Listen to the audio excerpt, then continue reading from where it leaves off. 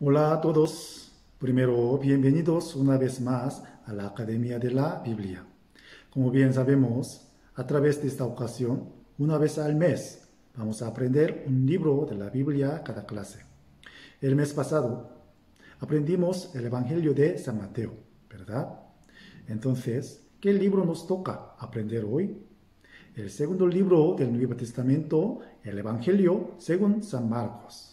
De hecho, es muy difícil aprender todos los contenidos del libro por más o menos media hora.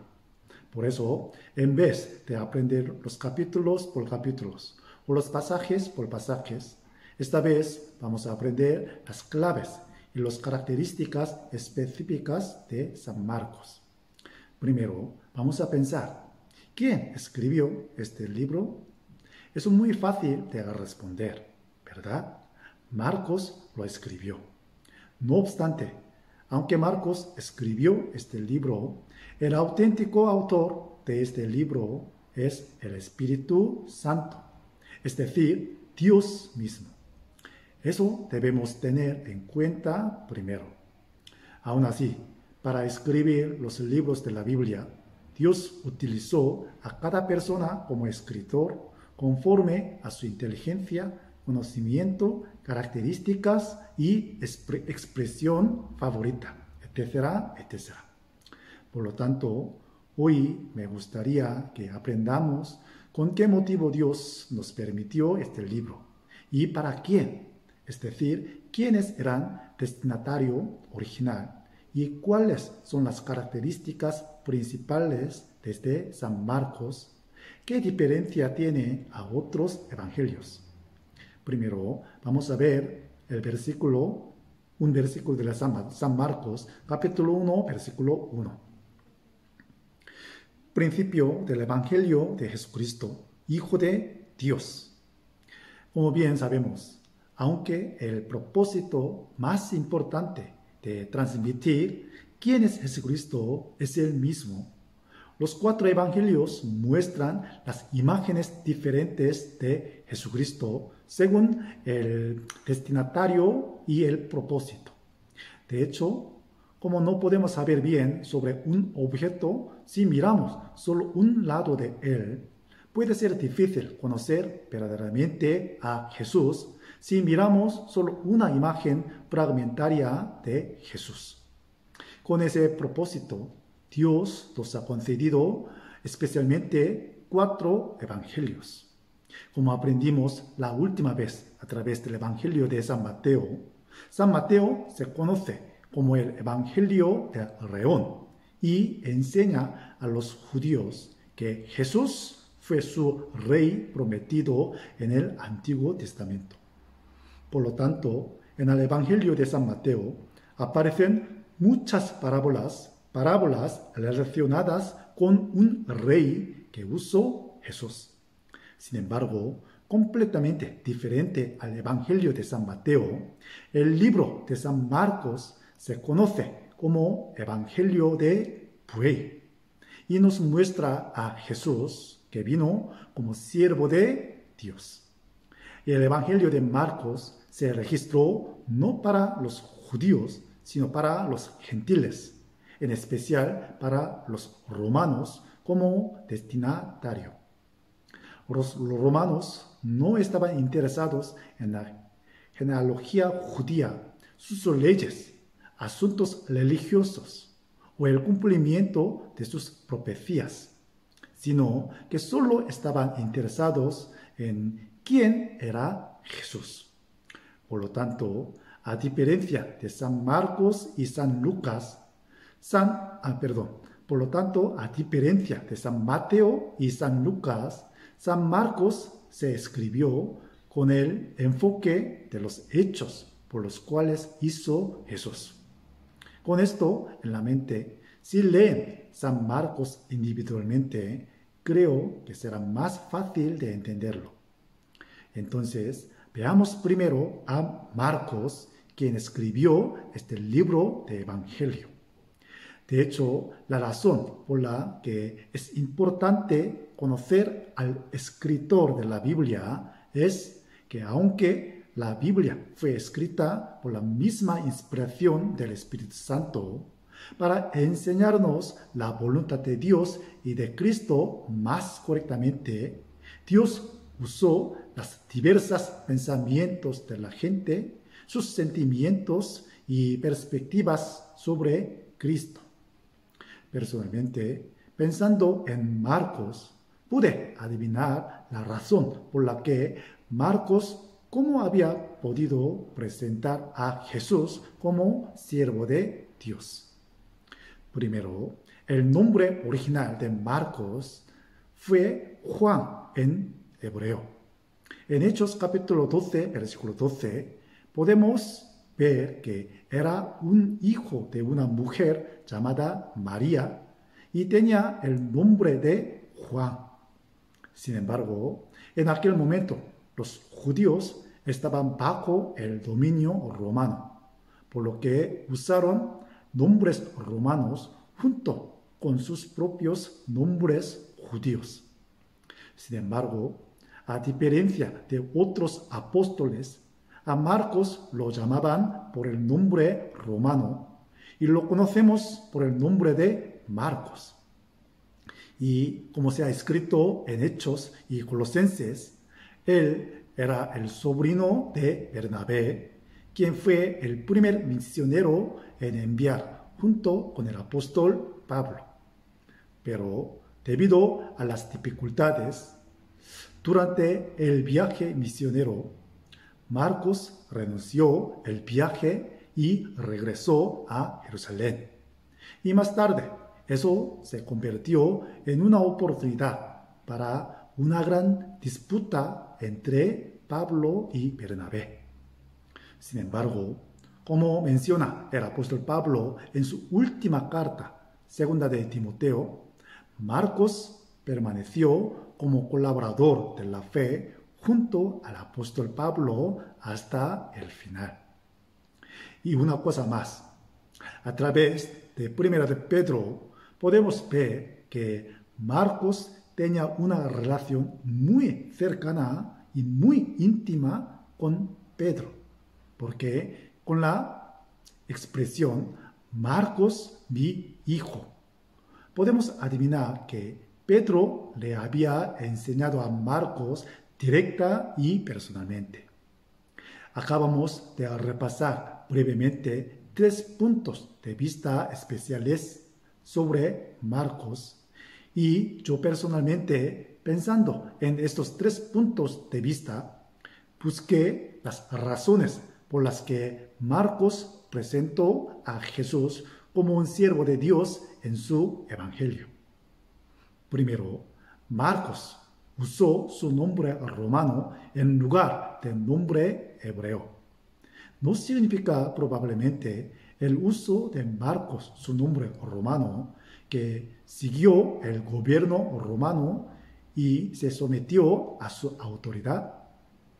Y debido a que Marcos se dio cuenta de que Jesús no tenía más remedio que obedecer a Dios como siervo, así como el mismo Marcos estuvo sujeto a la colonización romana, ¿no habría presentado a Jesús como siervo de Dios? Y en segundo lugar, podemos imaginar que era rico, porque era un hijo de una familia que poseía una casa con una sala grande donde se podían reunir unas 120 personas. Y su casa fue la primera en la historia de iglesia que se usó como un lugar de reunión para la iglesia. Así debe de haber estado muy orgulloso.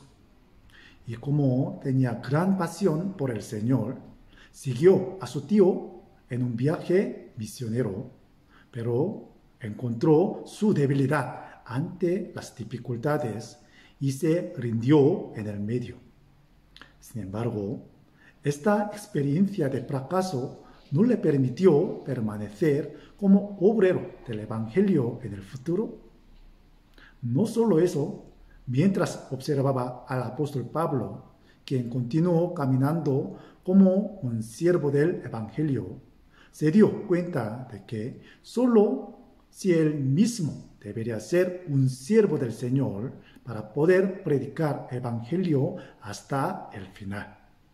Por lo tanto, creo que Marcos habría pensado la razón por la que Jesús cumplió la misión encargada por Dios fue porque vino como siervo de Dios. De hecho, se nos darán al menos más de una experiencia de fracaso como Marcos en la predicación del Evangelio del Señor. Sin embargo, es bueno recordar que incluso si experimenta un fracaso, se le dará una oportunidad nuevamente. Y debemos recordar que somos siervos de Cristo y siervos del Evangelio para cumplir la misión de predicar el Evangelio que nos ha dado hasta el fin. Y en tercer lugar, Marcos tenía una relación muy estrecha con el gran apóstol Pedro y debía de haber aprendido de primera mano acerca de Jesucristo de él. De hecho, en los libros de Evangelio podemos ver que Pedro tuvo más oportunidades de darse cuenta de que Jesús fue su Señor y Maestro que otros discípulos. Entonces, ¿no le habría enseñado a Marcos la maravillosa verdad de que Jesús vino a servirnos aunque fue el Señor y Maestro? Al igual que Marcos, a quien Pedro enseñó, nosotros también debemos recibir buena instrucción e influencia de los buenos colaboradores de la fe. Por estas tres razones, no presentó Marcos a Jesús como un siervo de Dios. Ahora, veamos las características principales de este Evangelio de Marcos. Como he dicho al principio, el propósito de esta academia es facilitarnos un poco más la comprensión al leer la Biblia personalmente. Por lo tanto, les pido que aprovechen esta oportunidad para hacer bien conocido el contenido general del Evangelio de Marcos y mientras leen este libro, busquen lecciones importantes por su cuenta. Primero, el Evangelio de Marcos es la Biblia más corta comparada con otros evangelios. ¿Cuántos capítulos tiene? Tiene 16 capítulos en total. Además, los versículos de cada capítulo también son los más cortos en comparación con otros. Además, en el contenido se omiten muchas partes registradas en otros evangelios. Por ejemplo, las parábolas que aparecen abundantemente en el Evangelio de Mateo, las citas de las palabras profetizadas del Antiguo Testamento, los majestuosos sermones con la autoridad del rey, o las palabras de represión de Jesús contra los fariseos y escribas no se encuentran en el Evangelio de Marcos. También falta la historia del nacimiento de Jesús que se ha escrito en el San Mateo y San Lucas. Esto nos enseña una cosa importante que a nadie le importa: la genealogía de un siervo. Además, también falta el registro de la visita de los magos. Eso también porque un siervo no es respetado ni adorado por nadie. Y en segundo lugar, en el Evangelio de Marcos, dos palabras se utilizan más particularmente que otros evangelios. La primera es la palabra evangelio. El Evangelio de Marcos es un capítulo más corto que los evangelios de Mateo y Lucas, pero la palabra evangelio aparece 8 veces, por lo que se menciona más que 5 veces de Mateo y 7 veces de Lucas. De hecho, Evangelio de Marcos comienza con este versículo.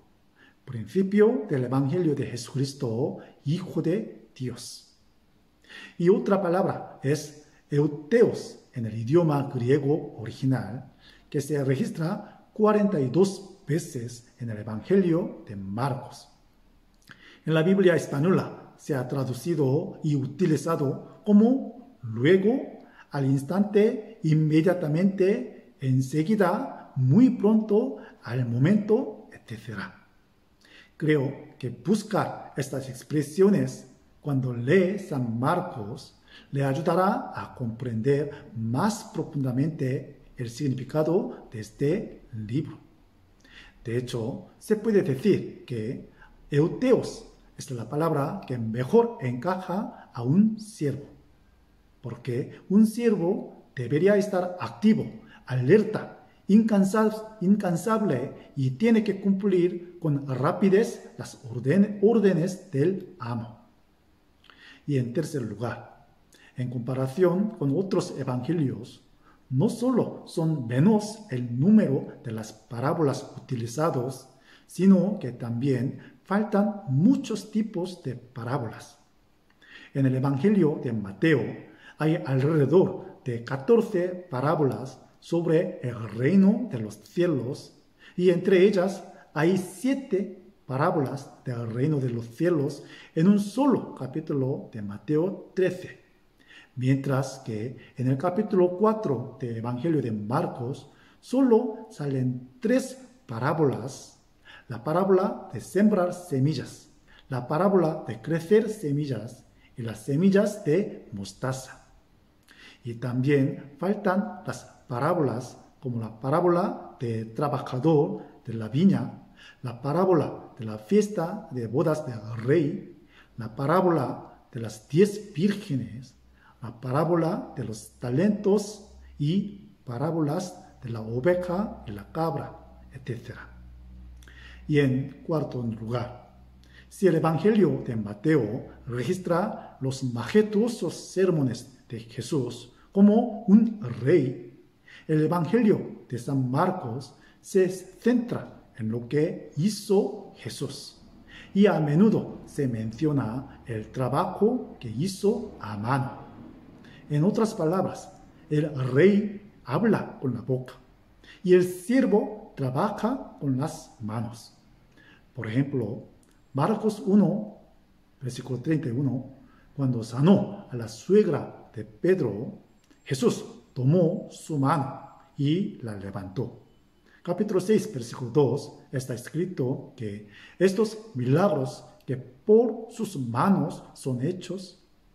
Capítulo 8, del versículo 23 al 25, en Betsaida, Jesús, tomando la mano del ciego, le puso las manos encima y vuelve a poner las manos. Marcos 9, versículo 2, está escrito que tomándole de la mano y le enderezó y se levantó, etcétera, etcétera. De esta manera, la mano del Señor se enfatiza repetidamente porque la mano es un símbolo del siervo.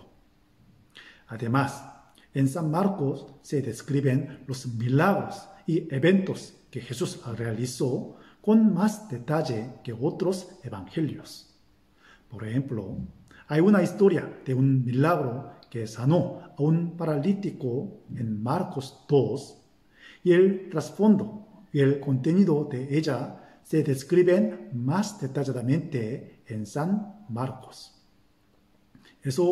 Por eso que al leer esta historia de milagros, recordar la situación en ese momento revelará un significado mucho más profundo.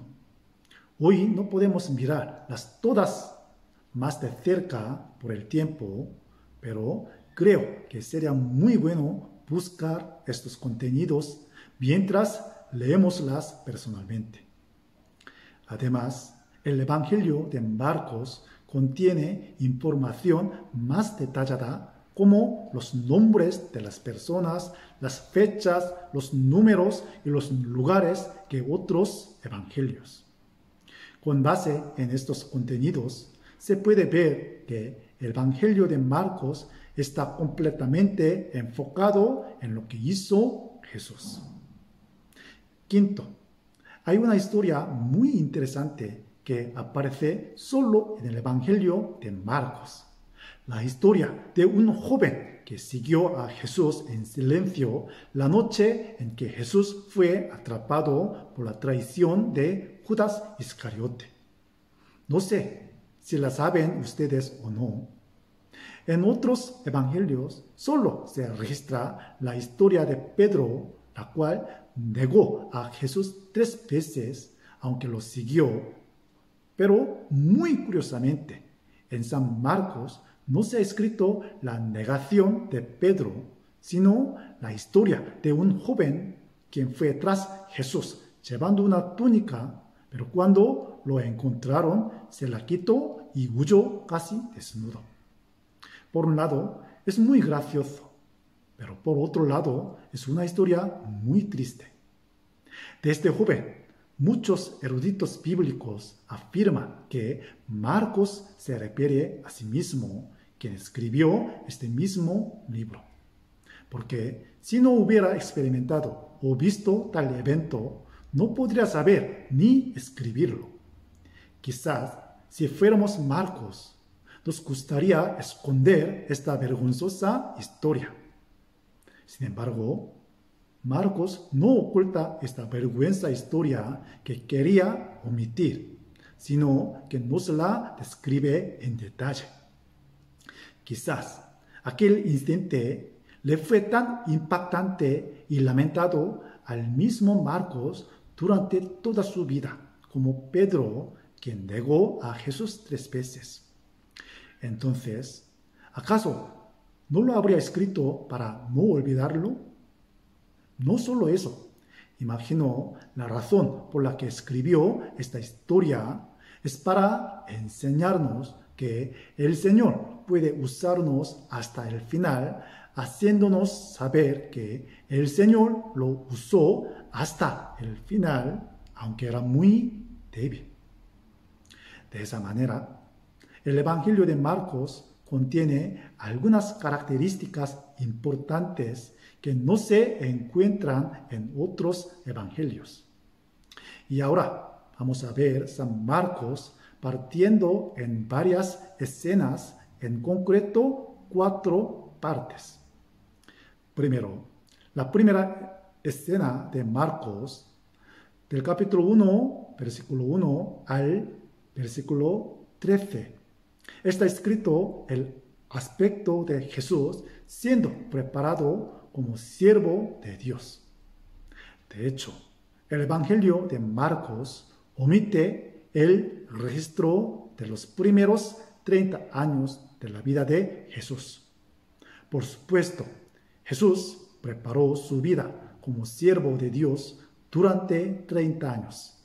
Pero en este pasaje se registra que fue preparado por algunos personajes muy importantes para trabajar como siervo verdadero de Dios.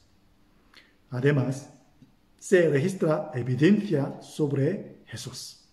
En el capítulo 1, versículo 1, Marcos testifica que Jesús es el Hijo de Dios y el Señor del Evangelio, al decir que principio del Evangelio de Jesucristo, el Hijo de Dios. Y a través de Juan el Bautista, junto con las palabras proféticas del libro de Isaías y Malaquías, testifican que Jesús es el Mesías predicho en el Antiguo Testamento.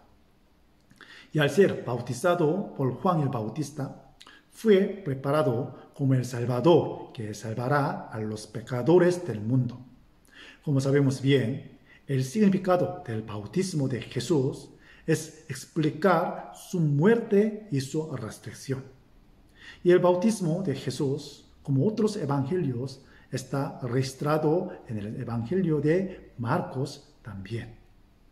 Y después de que Jesús fue bautizado, estuvo listo para trabajar como siervo de Dios a través de la venida del Espíritu Santo. En Hechos capítulo 10, versículo 38, se menciona que Dios ungió a Jesús de Nazaret con el Espíritu Santo y poder. Y podemos decir que este versículo es el resumen de San Marcos. Este evento nos enseña una cosa muy importante, que el Espíritu Santo siempre prepara a las personas, dándoles poder para servir a Dios. Con la venida del Espíritu Santo, a la vez, la voz de Dios se escuchó como en el versículo 11, y por esta voz de Dios, Jesús fue declarado Hijo de Dios. Luego, después de eso, bajo la guía del Espíritu Santo, Jesús fue probado por Satanás en el desierto, y a través de todos estos procesos, por fin, Jesús fue preparado para su vida como siervo de Dios. Al igual que Jesucristo fue bautizado con agua y el Espíritu Santo, proclamado como el Hijo de Dios por la voz de Dios, recibió el poder del Espíritu Santo y pasó las tentaciones de Satanás. Solo por medio de los mismos procesos podemos empezar verdaderamente la vida como un siervo de Dios, siervo de Cristo. El Evangelio de Marcos nos enseña la verdad muy importante de que podemos vivir como verdaderos siervos de Dios y de Cristo solo a través de la misma experiencia y proceso. En la segunda escena se registra desde Marcos capítulo 1 del versículo 14 hasta capítulo 8 versículo 30 el aspecto de que Jesús trabajó realmente como el siervo de Dios. No obstante, para ver todos los detalles, no nos da suficiente tiempo hoy, por eso me gustaría resumirlo brevemente. Primero, el ministerio de Jesús en Galilea comenzó con su predicación del Evangelio de Dios. Como se registra en el versículo 14 y 15, luego, desde los versículos 16 al 20, Jesús seleccionó primero a 4 de los 12 discípulos. Luego comenzó a enseñar a la gente. Expulsó demonios, curó a varios enfermos y continuó buscando otros lugares para evangelizar. Y la gente se sorprendió mucho por el poder de Jesús y su fama se extendió por todo Israel. En el primer capítulo se ha escrito esto. Y desde el capítulo 2 se han registrado varias imágenes de Jesús como siervo de Dios. El siervo que trabaja, el siervo que ora y el siervo que perdona los pecados. Y también se han escrito la actitud de las personas hacia Jesús y los ayudantes del siervo de Dios, el envío de discípulos y los milagros que hizo Jesús como siervo de Dios, etcétera, etcétera. Y en capítulo 8, versículo 27, se registra una escena en la que se pregunta a los discípulos quién creen que es Jesús, y la respuesta Pedro a esa pregunta. Desde la escena de esta conversación, Jesús empezó a hablar directamente sobre el sufrimiento que debería enfrentar. Y en la tercera escena del capítulo 8, del versículo 31 al capítulo 15, se representa la imagen del siervo de Dios que fue rechazado por la gente. Entre estos capítulos se han escrito las palabras sobre la muerte y resurrección de Jesús 3 veces. Busquemos capítulo 10, versículo 45 y leámoslo juntos, porque se puede decir que este versículo es el pasaje núcleo del Evangelio de Marcos. San Marcos 10, capítulo 10, versículo 45.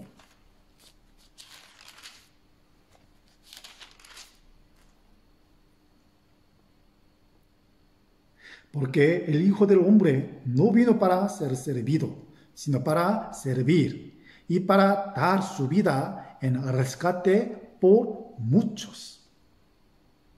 Con este versículo, Jesús merece ser servido por toda la creación, pero vino a este mundo para servir a muchos y dar su vida por nosotros. Todos somos las personas que son servidas por Jesús. Entonces, no deberíamos convertirnos en personas que sirven a muchas personas siguiendo el ejemplo de Jesús.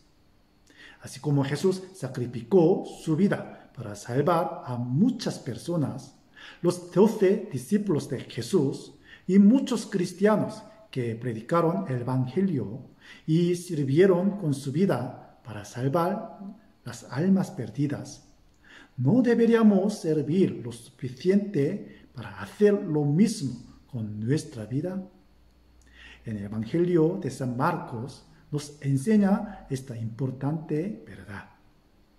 En esta tercera escena, la característica notable del Evangelio de Marcos es que los capítulos 14 y 15 describen los casos de Jesús que fue detenido, sufrió y murió en la cruz de una manera más vívida y detallada que otros evangelios, a pesar de que se omiten algunas palabras por las cuales se ha mostrado la autoridad de Jesús como un rey. Por ejemplo, el juicio de los siervos que recibieron talentos y el juicio de ovejas y cabras de San Mateo, y la palabra de la promesa del paraíso a un ladrón colgado de San Lucas. Estos puntos resaltan aún más el hecho de que Jesús es el siervo de Dios. Y como última escena, el contenido de la resurrección y ascensión de Jesús se registra en el capítulo 16.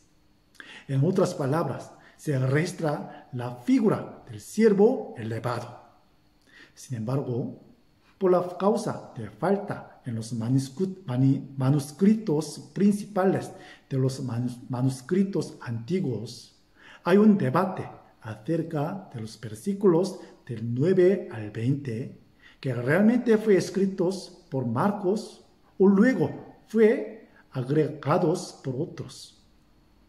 Aún así, la razón por la que es seguro que estos versículos también fueron escritos por el Espíritu Santo es que la resurrección y ascensión de Jesús son verdaderas. Y no solo los 3 evangelios las describen, sino que también casi todos los libros de la Biblia testifican lo mismo. Además, el versículo 19 y 20 nos enseña que el comienzo del Evangelio que se pone en el capítulo 1, versículo 1, sigue llevando a cabo hasta ahora con la expresión que cuando los discípulos predican el Evangelio, el Señor está con ellos y los ayuda juntos. Aunque el Señor ascendió al cielo y está sentándose a la diestra de Dios. Es decir, se describe la imagen del Señor que todavía trabaja como siervo de Dios. A través de este Evangelio de Marcos, podemos encontrar a Cristo que trabaja con diligencia como el siervo de Dios y debemos saber que incluso ahora el Señor está trabajando en nosotros y a través de nosotros. Por último, Vamos a leer juntos 1 Corintios capítulo 3, versículo 9 y pensar una vez más que somos colaboradores del Señor. Vamos a leerlo. 1 Corintios capítulo 3, versículo 9.